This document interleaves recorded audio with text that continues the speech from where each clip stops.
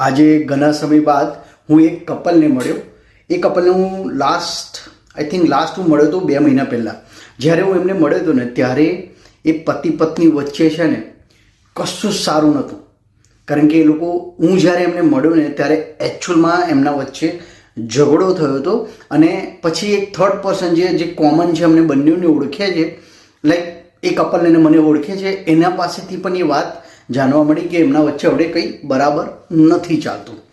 પણ આજે હું એમને લગભગ 2 મહિના પછી મળ્યો અને આજે એ બંનેઓને મેં છે ને હસતા જોયા, સાથે સાથે એકબીજા સાથે મસ્તી કરતા પણ જોયા. તો યાર ખરેખર લાઈક મને એમ થયું કે મેં જે વિચાર્યું હતું તે વખતે કે કદાચ મને તો એમ જ લાગ્યું કે એ બે વચ્ચે હવે કંઈક આગળ થાય નહીં. કારણ કે જે રીતની પરિસ્થિતિ હતી, એકબીજાને એટલા ખરાબ શબ્દો એકબીજાને બોલ્યા હતા.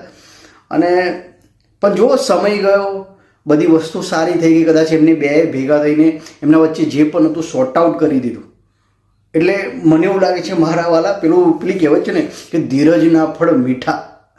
તો આઈ થિંક લગ્ન જીવનમાં પણ એવું જ છે. કદાચ અપ્સ એન્ડ ડાઉન તમારા જીવનમાં આવે, પણ અંતે કદાચ જો તમારા બેને જો સાથે રહેવું જ હોય ને તો તમે એકબીજાને સમજીને, ભલે પડતા ગીરતા ઊભા થતા, લાઈક એ બધું તો થવાનું, પણ એકબીજાને સમજીને કદાચ તમારા વચ્ચેના જે બી પ્રોબ્લેમ છે એને સોર્ટ આઉટ કરી દો છો. ને અહીંયા તો આપણો ભગવાન કામ કરે છે. પેલું કહેવાય ને, ભગવાનની તે દેર છે અંધેર નથી.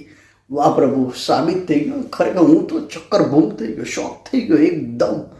તો તમારા રિલેશનમાં પણ કંઈક અપ એન્ડ ડાઉન ચાલતા હોય તો હિંમત નહીં હારવાની, સમયને થોડો જવા દેવાનો, બધું જ સારું થઈ જાય છે. કારણ કે જેને સાથે રહેવું છે ને એને દુનિયાની કોઈ તાકાત છે ને છૂટી નથી કરી શકતી.